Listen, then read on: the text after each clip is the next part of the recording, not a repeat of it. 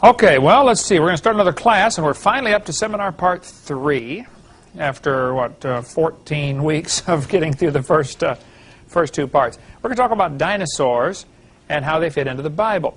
The reason I put so much emphasis on dinosaurs, I guess, in my ministry is because Christians are really confused by the topic, and I was confused by the topic as a new Christian, and so many millions of kids are being brought into believing in evolution via the dinosaurs. That's what Satan is using, and so we've got to counteract this doctrine that's being taught. The Bible says in Genesis 1:1, God created, in the beginning, God created the heaven and the earth. Now this National Geographic issue says, no human being has ever seen a live dinosaur.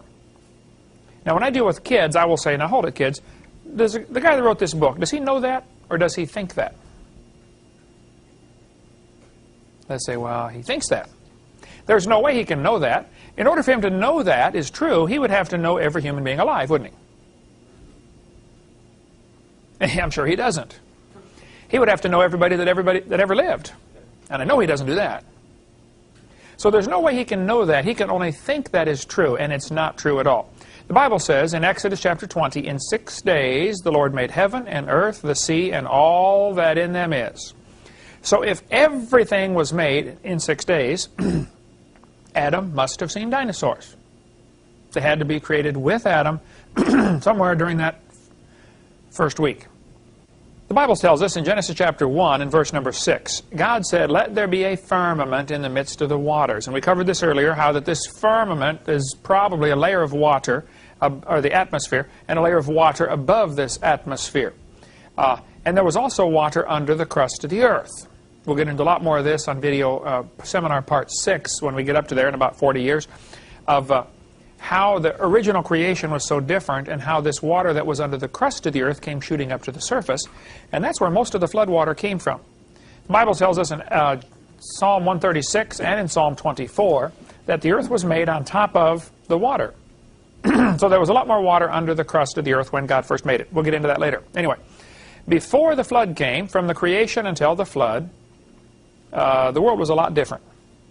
People lived to be, 900 years old, and things changed after the flood. But during this pre-flood era, we call it the Garden of Eden, but actually they were kicked out of the garden probably after 100 years, and the rest of the 1500 years is still a beautiful world, but thorns and thistles, and nothing like it was for the first 100 years, but still, living 900 years old, so things were a lot different. I'm not sure exactly what the curse did to the world, and I don't know how much effect that had on things that Adam saw, and there is not much preaching been done because there's not much scripture on the curse. We know what the flood did. I mean, that really wrecked it. But the curse apparently, certainly at least made the plants grow thorns and thistles. It might have been a recessive gene that became active. It might have been God just took his hand off and allowed certain things to happen. It's like if you don't ever work on your car, it's eventually going to break. And God said, that's it. I'm letting this place go to pot now. Whereas before, I don't know. I'm just giving some options. He may have been sustaining it before. But before the flood, they're living 900 years. After the flood, it dropped off to 400, then 200, and then 100, and today not many make it to 100. So it was a lot different back then. Now, reptiles during this time grew to be huge. See, reptiles never stop growing. At the end of your bones, there are certain kinds of cells that continually grow until you reach a certain age, and then they stop. That's why if you break your arm or your leg, if you break a bone when you're a child, and you break it right across near the joint, there's a good chance you may have an arm shorter than the other or a leg shorter than the other because you mess up those cells that's where the growth takes place, and it's only at the end of the bone. Reptiles don't have that. They grow all their life. They never stop. People stop growing, at least vertically, when they're 16 or 18. I've seen them grow horizontally after that for a long time. But reptiles simply never stop growing. Eric, remember when we went to the alligator gardens, or what was that called, alligator farm in Orlando? We asked the guy, how big do these alligators get? He said, well, we raise them under close to ideal conditions here. All of the ones in the pond are the same size, so there's no competition. There isn't a big one to eat the little ones. In this pond, it's all 1-year-olds. In this pond, it's all 2-year-olds. And he said we give them all the food they can handle, so they don't have to fight for it. And we get them from egg to, in 1 year, to 5 feet long. After 2 years, they're 7 feet long. After 3 years, they're about 8 feet long or something. They never stop growing, but the growth rate declines. assuming this to be true before the flood, there's no reason it wouldn't be, the reptiles would grow to be huge.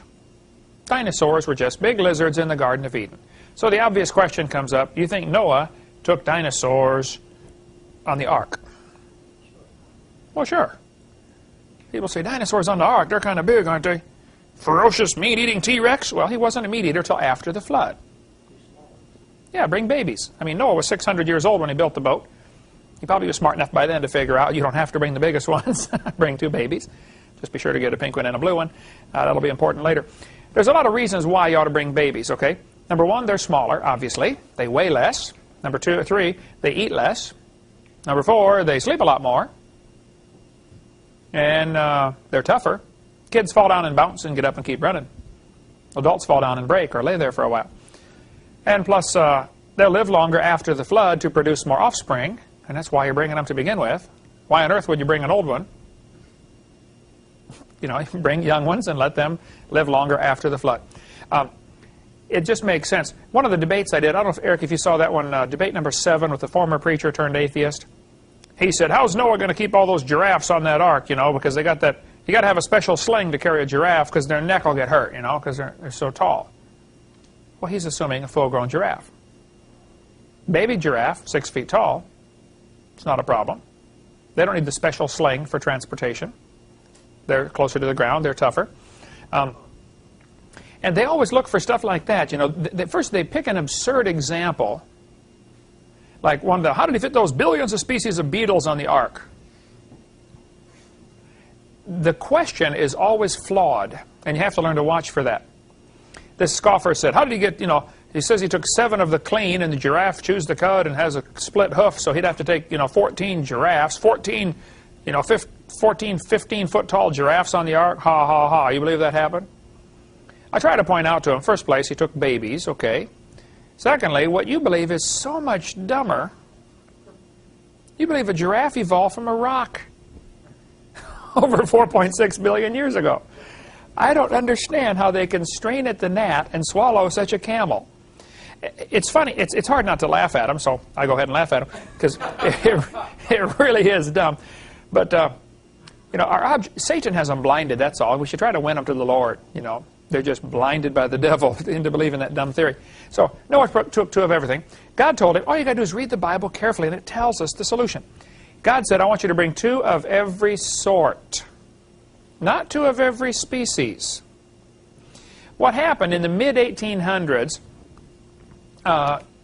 They started arguing about, you know, a doctrine was taught, and many teachers taught this, called the fixity of the species.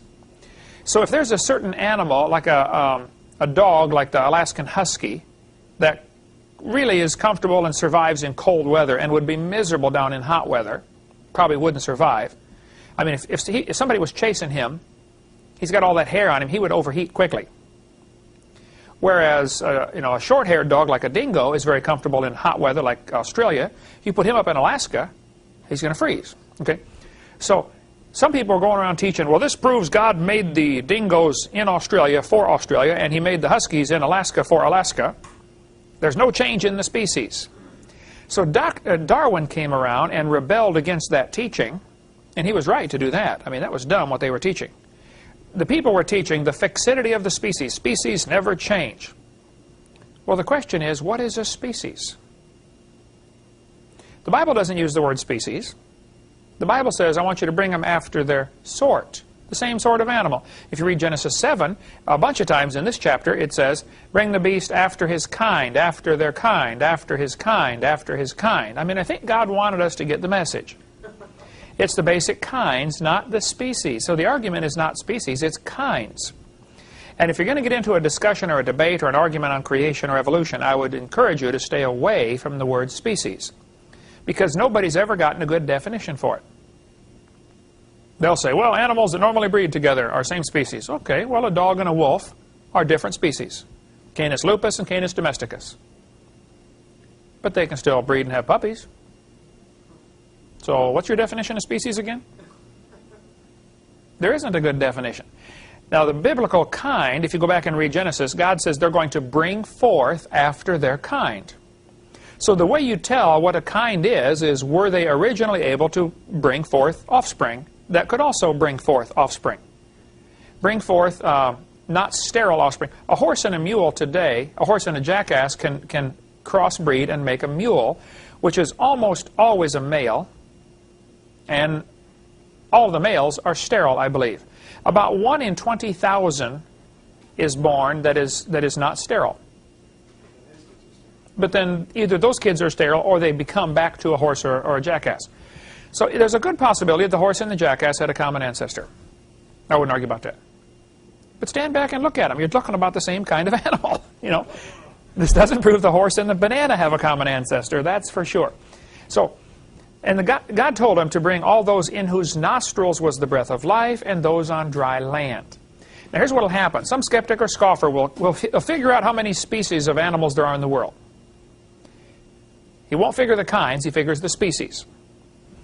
And then he figures including all the fish and including all the insects, and he says there are X number million species in the world.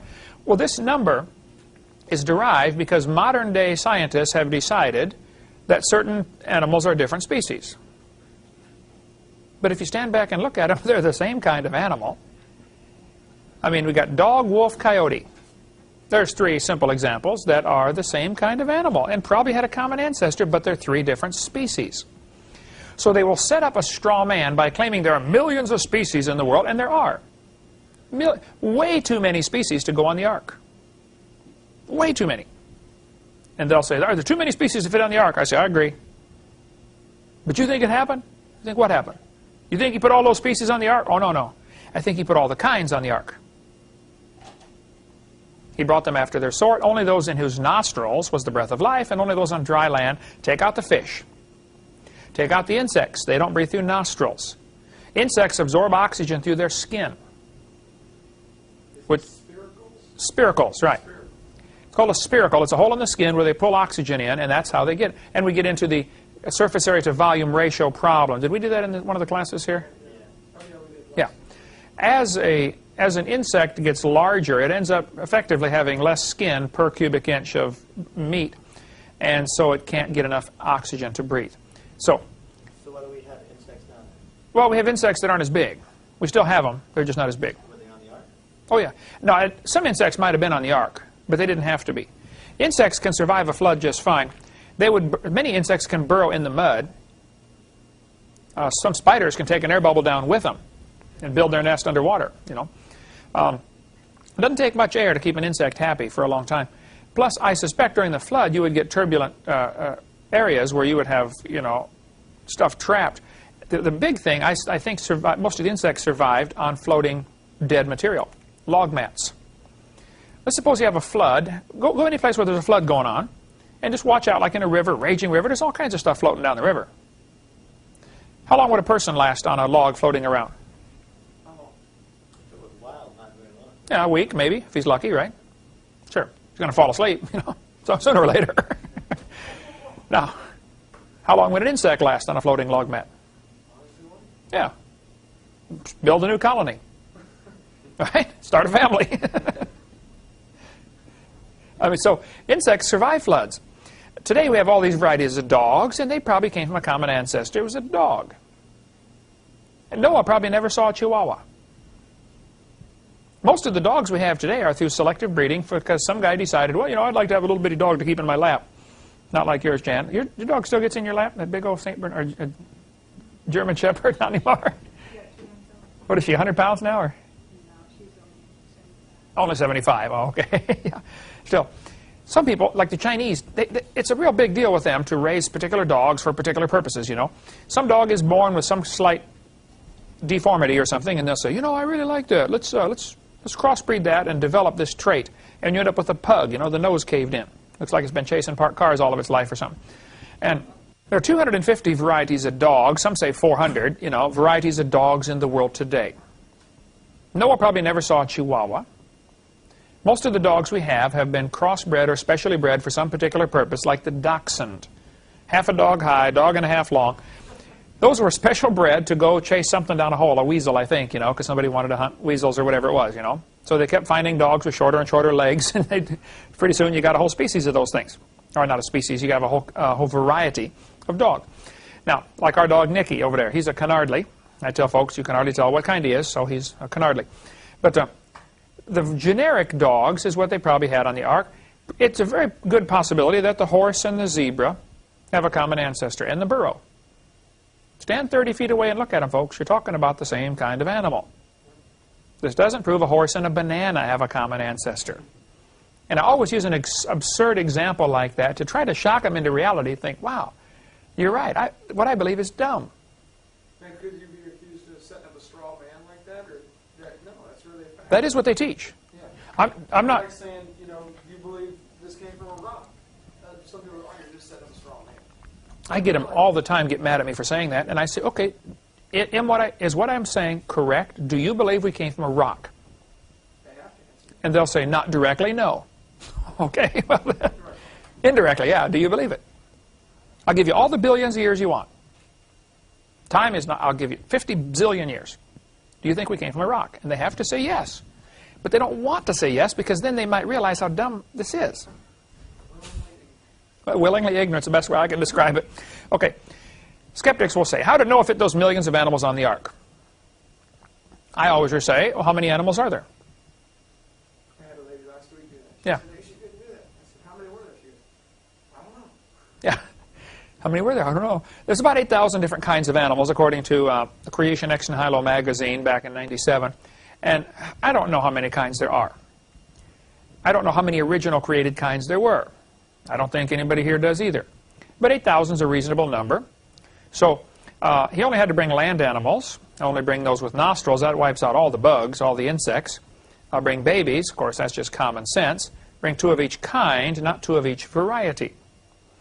So, and then the skeptics, when they say, you know, I couldn't put all those animals on the ark, the 2 questions I ask them, how many were there? How many animals were there? They say they don't know. And I say, how big was the ark? They say, we don't know. All we know is he couldn't do it. Oh, I see. That's real objective science, you know. They don't even know what they're talking about. They just really don't like the idea of a Bible that is accurate because, you know, that might mean they're in trouble someday.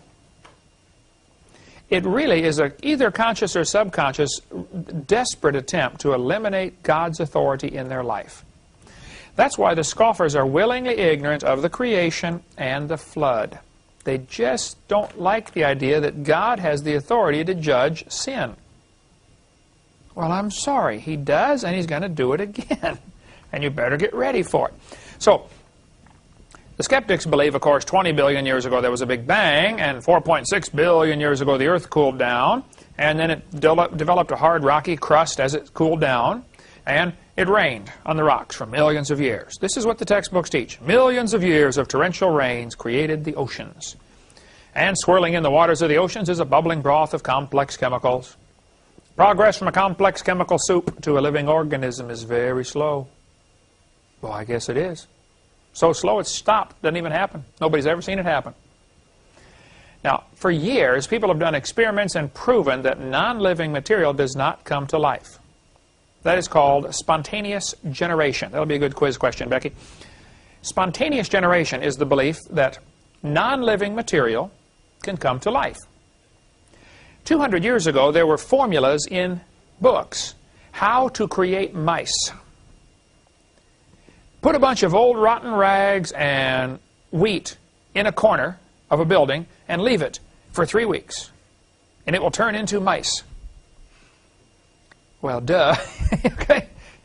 Let's say take a piece of rotten meat, set it outside for 4 days, it'll create flies. Flies are created by rotting meat. That's what they taught. Well, of course, Francisco Redi and Louis Pasteur came along and did their experiments and proved, hey, folks, it doesn't happen. It doesn't happen, okay? Non-living material does not come alive. But here's a textbook in 1994 teaching the kids progress from a chemical soup to a living organism is very slow. Now, this is sheer baloney. Now, he's welcome to believe that. I don't care what this author believes. But that's not science. That doesn't belong in a science book, that's for sure. Here's a college textbook. Look what it says. The first self-replicating, in other words, able to reproduce, the first self-replicating systems must have emerged in this organic soup. Now, you have to watch. In evolutionist literature, they use that word emerged all the time. You know, Man emerged from the apes. Life emerged from the soup. What does that mean? I mean, explain that to me, would you please? So what happens is they're able to psychologically hide behind that word emerged. Well, it must have happened, you know. We emerged. It's meaningless. Doesn't mean a thing. It's not empirical. There's no scientific data to back this up. Nobody's ever seen non-living material come alive. Nobody's ever seen soup come alive. It just doesn't happen. So they believe, you know, 20 billion years ago, Big Bang. And I will try to be sweet about it, but it's so fun to be sarcastic, I guess, that I have a blast. You having the same problem, Eric? It's fun. It's tough to be sweet, but you try, you know. I like to make fun of what, I guess I have the Elijah personality in me, you know. What's the matter? Is your God sleeping? Cry a little louder, huh? You know, so we need some people in the creation movement that are sweet and gentle and, you know, work with these folks. And bless God, I'm thankful there's people like that. But it's not me. I'm not one of them, okay? You know, you need the Air Force, but you also need the Marines to get in there and blow stuff up, you know. Right, yeah, right, Jan? And then you need people to go in and fix things, you know. And, you know, you need the politicians to go in there and mess it up again so we can have another war 20 years later and let the bankers get rich again. Right. So I will show them. I have learned in debates or in talking to people, one of the most effective things you can do is to show them what they believe instead of just tell them what they believe. Because somehow when you say, 4 billion years ago, the brain shuts off. You can't comprehend 4 billion years, and so you just think, wow, it must have happened. But when you put it on a timeline and say, okay, look what you guys believe. 20 billion years ago, Big Bang. What exploded? Where did it come from? 4.6 billion years ago, the Earth cooled down. Has anybody ever seen a planet form? No. No. Is there any evidence you can get a bunch of fragments together and it'll form a perfectly round ball? How did all this stuff melt and get together? The Earth doesn't have enough heat to do that. Is it all bombarded? I mean, you can go on and on this problem right here. Nobody's ever seen this happen. Then, how did life start? Nobody's ever seen that happen. But they believe it did, so I will tell them, you know, that what they think is silly. And they'll say, well, you think all the dogs came from 2 dogs on Noah's Ark? I say, well, yeah. Do you think all the dogs came from a rock? And it shocks them. Wow, wait a minute, that is crazy, isn't it? Here's the evolutionist life verse, you know. Saying to a stock, thou art my father, and to a stone, thou hast brought me forth. Here's my dad's life verse. Lord, have mercy on my son, for he is lunatic and sore vexed. Amen. So, here we have a flood in the days of Noah. Where is the evidence for this? The Bible says in Genesis chapter 6, the earth was corrupt before God. And the earth was filled with violence, and God looked upon the earth, and behold, it was corrupt, for all flesh had corrupted his way upon the earth. And God said to Noah, everybody's corrupt, the earth's full of violence, I'm going to destroy the world, build an ark. So Noah said to the boys, hey, go for wood, we're going to build us a boat. And so they went for wood. Well, go for wood. People have argued what gopher wood is. Some people think it's white oak. I don't know. Other people think that word means laminated. Make the ark out of laminated wood. If you cross-grain wood, you know, you turn it cross-grain to itself, it becomes much stronger. You know, the guys who do karate will tell you, if you're going to break a board, if you break it with the grain, it's not hard. Get 2 boards cross-grain to each other and break it. You know, break a half-inch piece of plywood. Or remember when Robbie, we told him to rip that plywood for us. He was working for us. Poor guy, he didn't know what we meant. You know, it's just a term used in construction. Rip this plywood, a sheet of plywood. We came back, and he was a huge, strong guy. He had actually ripped about that far down the sheet of plywood. I said, what have you done? He said, you told me to rip the plywood. I don't see how you guys do this so straight. It was so funny. Oh, Robbie, we use a saw, you know. Some people think gopher wood means laminated. I don't know. Okay, we'll find out when we get to heaven. But after the flood was over, Noah's son Shem had a boy and named him Arphaxad. Now, who on earth would name a kid Arphaxad? I don't know. But Shem did. Now, don't you think Arphaxad, one day, he got big enough. He started to become aware of the world around him. It's neat when that happens to kids. All of a sudden, it's like, thumb. They'll look at it for hours. Where did that thing come from? Has that been there all along? Or foot, wow. Anyway, I'm sure one day Arphaxad got big enough. He's sitting on Grandpa Noah's lap, and he looks around. He says, hey, Grandpa Noah, how come we're the only people in the whole world? Eventually that thought's going to cross his mind, don't you think? Where is everybody? And Grandpa Noah is going to tell him the story about the flood. I am convinced that Adam and Eve were able to tell the story of the creation to many generations. I wouldn't split a church over it like some people would, but I don't think Adam and Eve had a belly button. That would be a great object lesson for the great-great-great-great-grandkids. Hey, kid, come here, look at this. Wow, Grandpa, how come you don't have a belly button? Well, let me tell you a story, son, you know. It's just an object lesson. I suspect they didn't. There's no reason for them to have one. By the way, it's the fad in California now. They go to people who do ear piercing and body piercing and all this. They have some kind of surgery. They eliminate your belly button. It's gone. They say you can't tell it was ever there. I think the trees would have had rings because trees give the laminate effect. If God created trees with rings, ex nihilo, yeah, they would have had rings. So Adam probably had navel. That's why the church in California split over that question. Did Adam and Eve have a belly button? And the one church, they went across town and started a new church, of course, called the Church of the Navelites. Like I said, I wouldn't split a church over it. I wouldn't preach it as doctrine, but I think it's interesting. Anyway, Noah then is going to tell the story to our fact set about the flood, or Shem would. Actually, Noah and Shem lived long enough to tell the story to a whole bunch of their grandkids. Now, Shem lived long enough to know Abraham, Isaac, and Jacob. There is a question of whether he knew Jacob or not. And Eric, you might be aware of the controversy here. How old was Terah when Abram was born? He was either 70 or 130. We might have to shift the last three, Isaac, Jacob, and Joseph, shift them over 60 years because of other references in Scripture. Okay, if you read in a timeline, on my timeline that I have, my chart, there are some reference notes here about this. And Henry Morris has a good note about this discrepancy of 60 years in one of his books, which is referred to in here. Doesn't matter. Certainly Noah. Either way, Shem lived long enough to know Abraham and Isaac and possibly Jacob.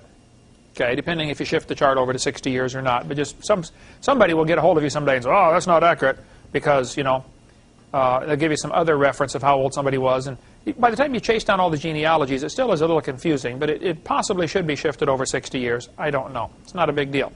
Anyway, the story of the flood is going to be passed down generation after generation, and they can all go back and verify it with Noah. I mean, he's still alive. So today, 4,400 years later, there are still 270 surviving flood stories that have been found. That'll be a quiz question. How many flood legends have been found? Those are 270. 270 existing flood legends from cultures all over the world. And when you read them, it's amazing to see the similarity between the biblical account and these flood legends 4,400 years later. For instance, the Hawaiian legend says, long after the death of Kunihana, the first man, the world became a wicked, terrible place to live. There was one good man left. His name was Nu'u. He made a great canoe with a house on it, filled it with animals. The waters come up over all the earth and killed all the people. Only Nu'u and his family were saved. Now here we have a legend that is very similar to the Bible. You have one family saved in a great canoe full of animals from a flood. The Chinese, the oldest known story, I believe, in China is called the Hai King Classic, which tells about a guy named Fu Hai that they say is the father of their civilization. The story goes that Fu Hai, his wife, 3 sons, and 3 daughters escaped a great flood. After the flood, they were the only people left on earth, and they repopulated the world. So here you have a story with one man, 3 sons, and 3 daughters, and his wife, 8 people, saved on a boat from a flood. I don't know that the Fu Hai story mentions the animals, but it would tie in. The Toltec Indians in Mexico, their oldest... Do we have a book that sells these stories? This is in the book Dinosaurs by Design, the red hardback book, right there, by Dwayne Gish. These are where I got these pictures from. The Toltec Indians in Mexico. Now, he only has a few of the stories, okay? A guy called me a few weeks ago that is collecting as many stories as can be found. He's going to publish a book with all just the stories in it. Somebody keeps sending me every couple months. They send me, because they're doing research, they're spending their lifetime researching Tower of Babel stories.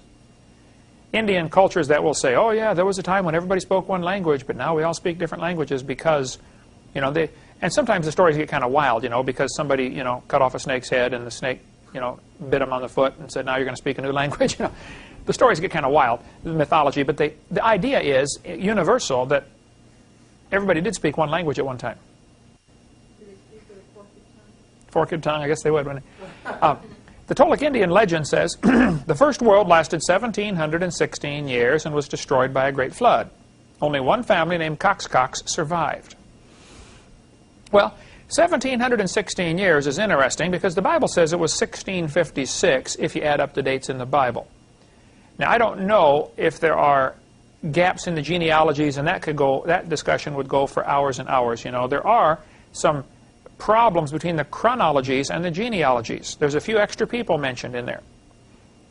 And if you read Henry Morris's Defender's Bible, he's got great explanation for that. Sometimes it says, Abraham was the father of David. Well, obviously he's not the father of David. He's the great-great-great-great-great-great-great-grandfather of David. But it's just a Hebrew, what do they call it, idiom, or is there another name for it? Colloquialism? Yeah. It's just a way of expression of saying, he's the father. So there may be a few gaps in our genealogies. I don't think, it's not serious, and there are some other places that close up an awful lot of the gaps. Where it says, for instance, Enoch, the seventh from Adam. It says that in the book of Jude. Well, if Enoch is the seventh from Adam, then that closes up any gaps there, right? The Bible dates, though, of 1656 may or may not be exactly correct. And that's why, in here my seminars, I always say about 6,000 years ago and about 4,400 years ago. Technically, this should be 4356. 4344, whatever it is. But I just round it off, okay, because I don't think you can get the exact dates. The legend, though, of the Toltec Indians is only 60 years different from the Bible story. So here you have people in Mexico maintaining a legend for thousands of years, people in Israel maintaining their Bible for thousands of years, and when we finally put them both together, 4,000 years later, it's only 60 years off. Not bad. The Babylonians have a legend about this. Lots and lots of stories. There's a great book by Bill Cooper called After the Flood. I don't know if you've seen that one yet, Eric. I got it in my office. We almost decided to carry that book, as and I still may someday, because it's really good. He traces the genealogies of Noah's three sons. Where did they go? He goes back, and who was the first king of France, the first king of, or leader of England? And he's really done incredible work with genealogies. Now, Bill Cooper is very, very sick, I understand, possibly dying. Over in England is where he lives with cancer or something. But the book is tremendous, called After the Flood. If you want to get more detail on that, you can get it, I know, from ICR. If you call our ministry, if you get this tape and want one, we can order you one. We'll get one for you. But Mount Ararat is located in the corner of where Turkey and Russia and Iran come together. Now, it's a pretty good distance from Iraq, as opposed to Iran, which used to be called Persia. But on a Turkish map, this area is called Noah Ongomshi, Noah's big boat. I had a fellow in a seminar one time was really angry at me. He said, it doesn't say big boat, it just says Noah's boat. So, okay. Sorry. This is from Ron Wyatt's book, Noah's Big Boat. Ron's been there many, many times to that region. The Bible says in Genesis chapter 8, the ark rested in the 7th month upon the mountains of Ararat. Now, it's interesting, it rested the 7th month, but he didn't get out till the 13th month. Why would you stay in there for 6 more months?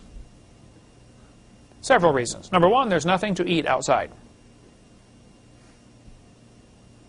I mean, go someplace where they just had a flood, go out and stand in the middle of the floodplain, the mud. There's nothing there. No McDonald's.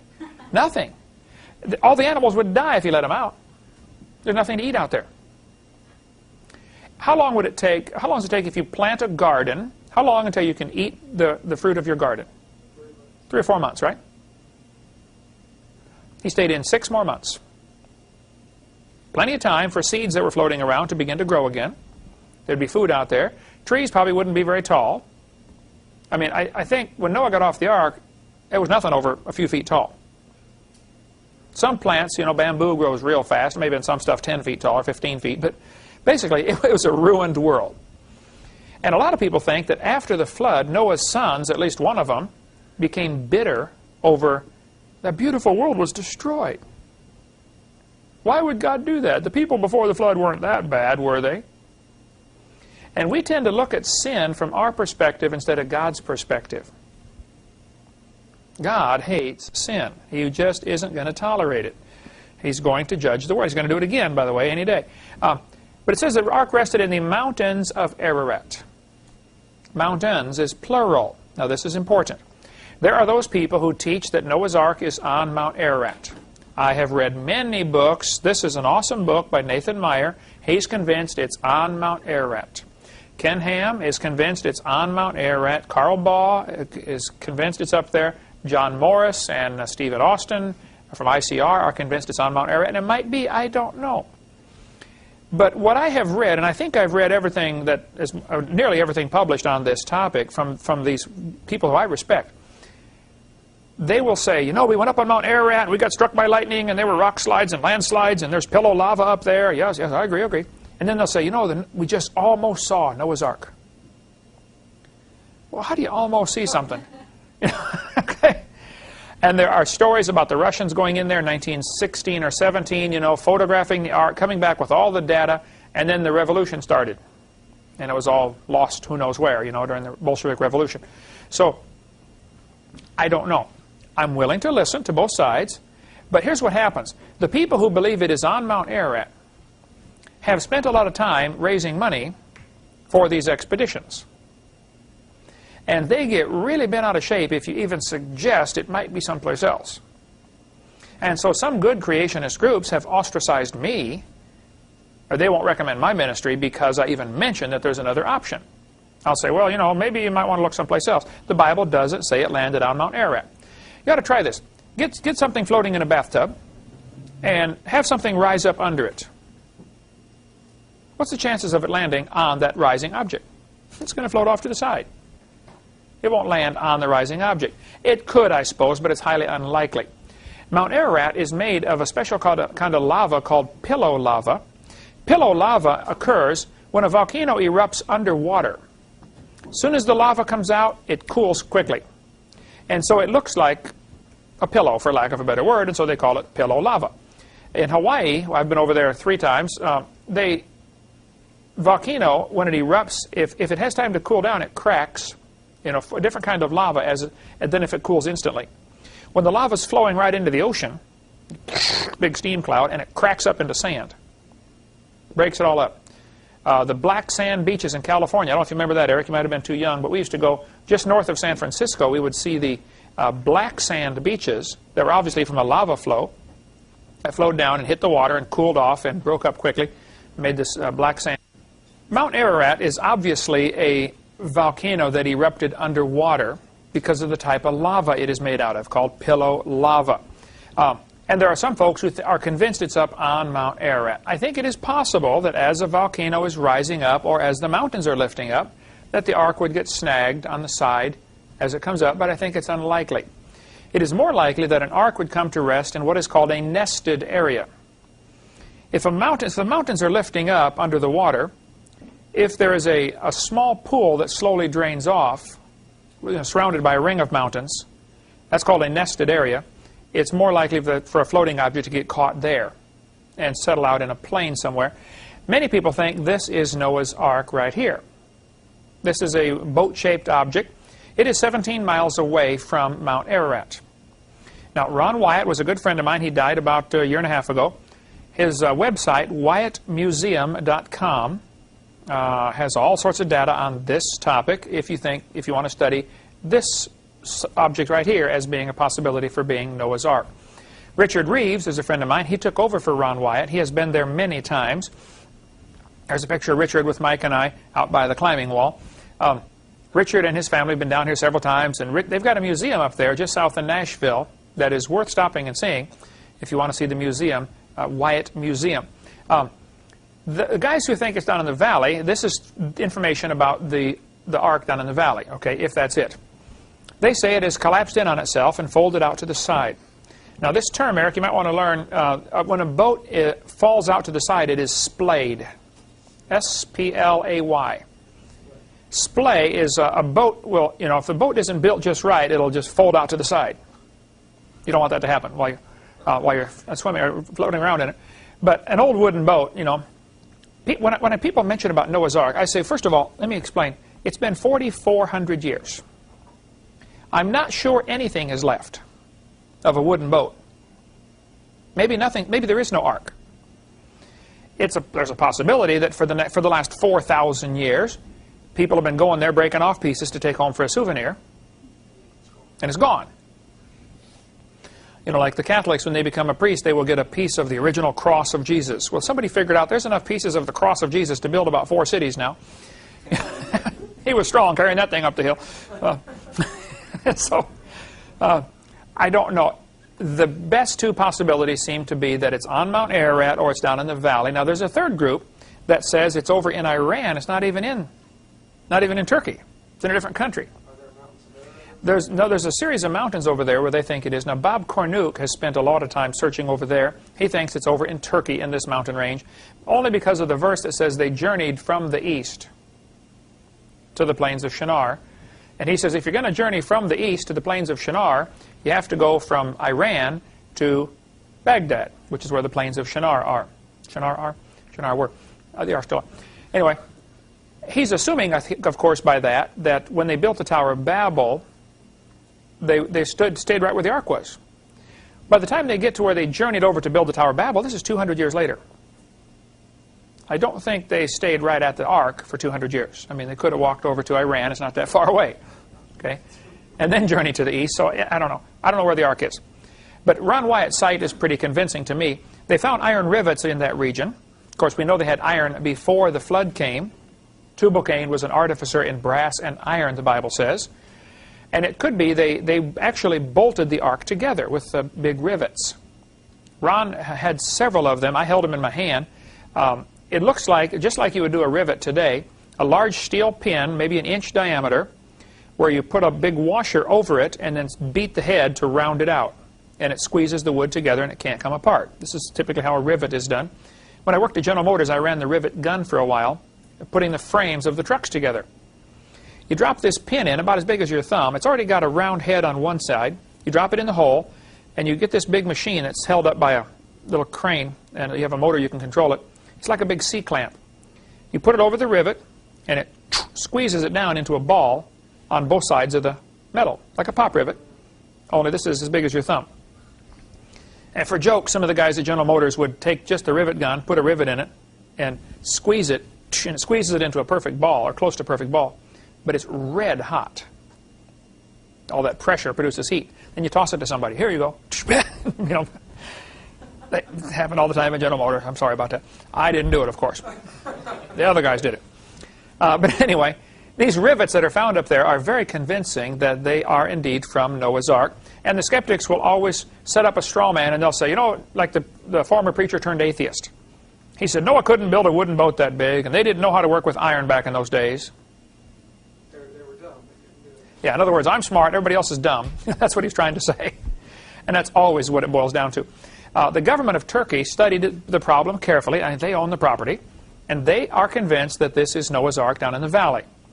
Now, the guys who think it's up on the mountain are coming back, and they're saying, well, the reason they said that is because they don't want people coming over here looking for it. So they just said this to keep people out of the country. That's their excuse. You need to be aware of that. The Turkish government even built a visitor center there.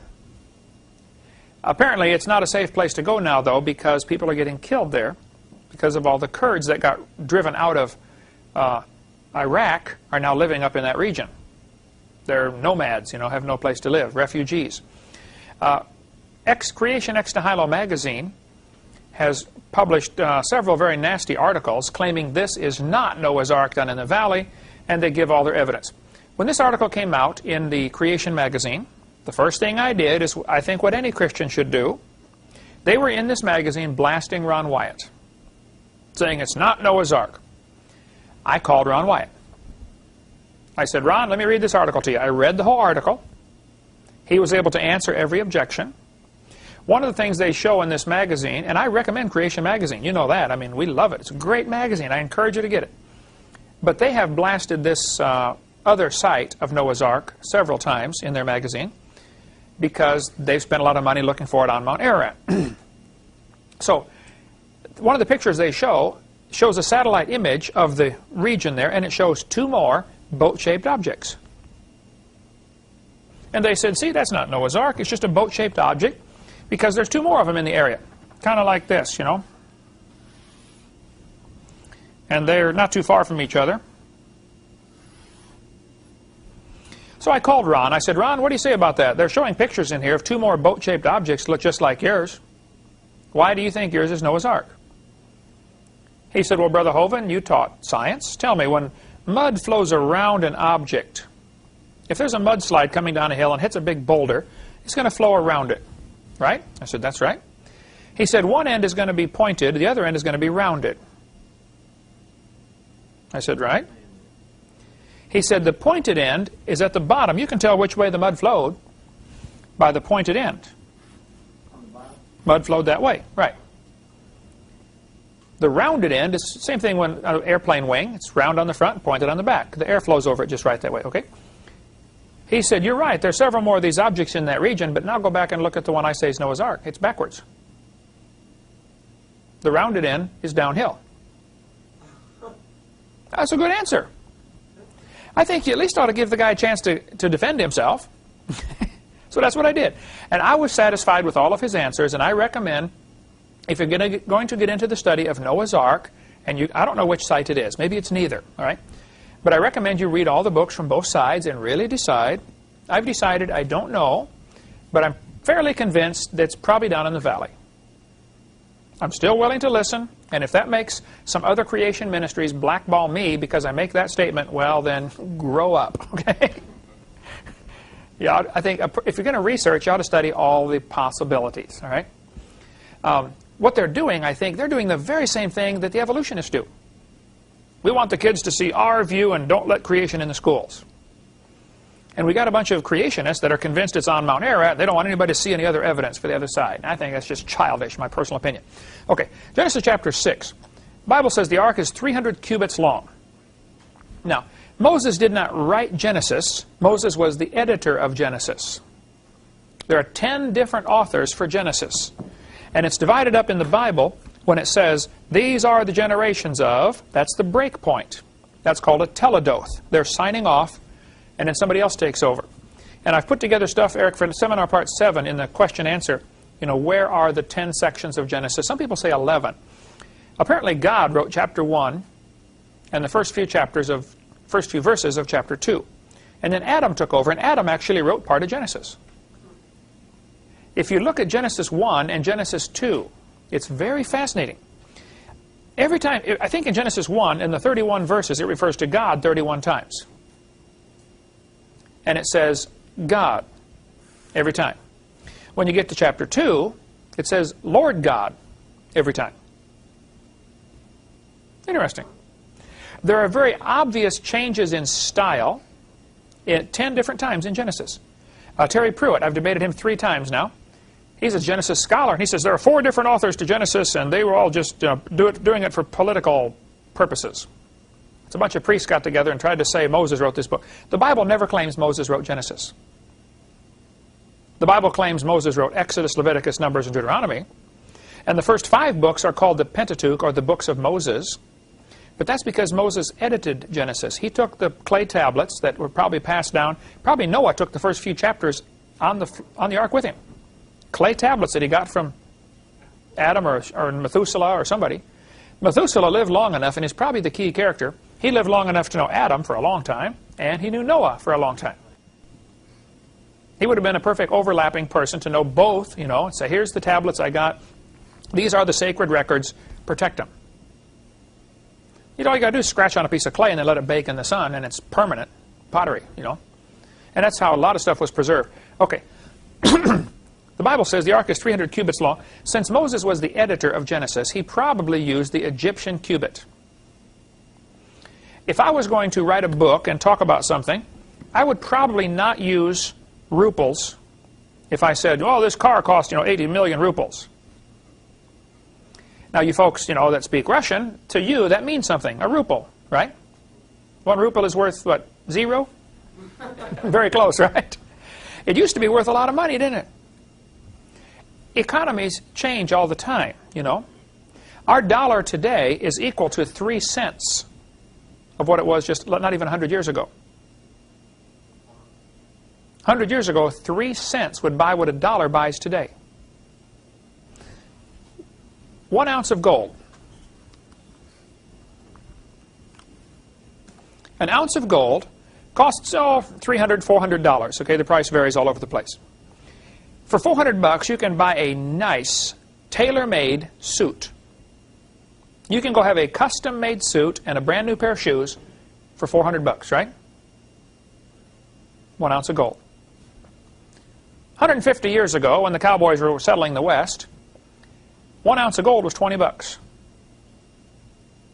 And with that, you could buy a tailor-made suit and a new pair of shoes. See, the price of things has not gone up. The value of the dollar has gone down. That's all that's happened. It still takes an ounce of gold to do the same thing it did 200 years ago. This is a stabilizing factor. And when our country went off of the gold standard, whew, that was the beginning of the end financially. I don't normally carry one with me. I just brought one, and we're teaching on it tonight in class. The 300 cubits, though, Moses probably used the Egyptian cubit because that was what he was raised with. A cubit is from your elbow to your fingertip. So that'll be a quiz question. What is a cubit? The way we get standards of measurements are interesting. An inch, for instance, was the width of somebody's thumb. Hang on. There. A foot, for instance, was the length of somebody's foot. You know, and a yard was from your fingertip to your nose. For somebody. It's not mine. Mine's longer than that. Okay. They finally standardized things a little better than that. It's a little easier to have a standard measurement. But object down in the valley is 300 cubits long if you use the Egyptian cubit, which is 20.6 inches. The standard Hebrew cubit is 18 inches. Mine is 21 inches. So this is that's what a cubit is. So if that's Noah's Ark, it certainly is the right size. That makes it about 2/3 as big as the Titanic. So it was a very large boat. Around the Ark, around this region down in the valley, they found, I believe 12 so far of these rocks have been found. These rocks weigh 9,000 pounds, roughly. They are sort of a teardrop shape, almost like they've been shaped for a particular purpose. They have a hole drilled through the top, and the hole is curved. I've drilled a lot of holes. I've built a lot of houses. I don't know how you drill a curved hole through a rock, but they did. Apparently, and by the way, the bigger the rock is, the bigger the hole is. The theory is that it's probably to hold a rope. Bigger rock, bigger rope, of course. And the rope was hanging this rock over the side of the boat down into the water. This is called a drogue stone. The purpose of a drogue stone is to keep the boat from shaking around when the waves go by. Shock absorbers. Today in the Navy, they have water, that's not the name for it, they call them drogue chutes, a parachute. If it really gets stormy and the boat's shaking around, you shoot these things down into the water with a chain on them or something, and the parachute, like an umbrella, opens up in the water. And when the boat tries to tip this way, the parachute helps to stop it. It slows it down. So by having a bunch of rocks all around the boat would be a nice smooth ride. Even though the storm is, moving things around. The other advantage of this is, if it really gets windy, the rocks are going to drag behind you because the wind is going to push this boat and it will always turn it perpendicular to the waves. The danger of a boat in big waves is if the boat is going this way and the wave hits it from the side, it'll roll the boat over. This is called capsize, to roll over. When big military ships today get into a storm, they turn the boat and head into the wind. Because the wind is going to make the waves go a certain direction. You want to be going straight into the wind so the waves can't hit you on the side and knock your boat over.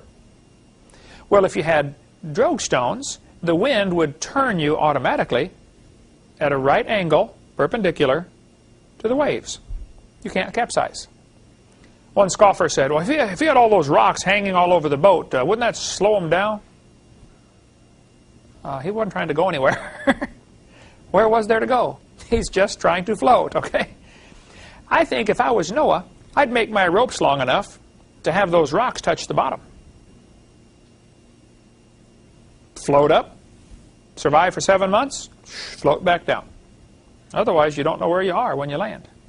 Not that it mattered, there's nobody to go visit, but he probably had these rocks long enough. One scoffer I debated said, you can't have a boat that big because when they tried to build a boat with 6 masts, called a 6-master. If you don't know, a sailboat has the pole sticking up out of it. That's called the mast that holds the sails. Most of the old ships had 2 or 3 of these masts. You know, you see these huge poles with all the sails on it.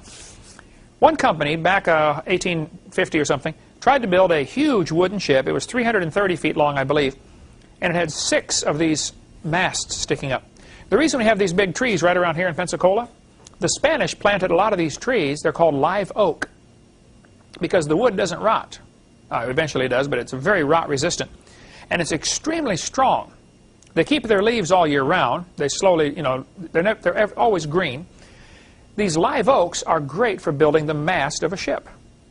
Extremely strong, and they would, of course, trim off the branches as they grew and make them grow straight to get a good straight log for the mast of the ship.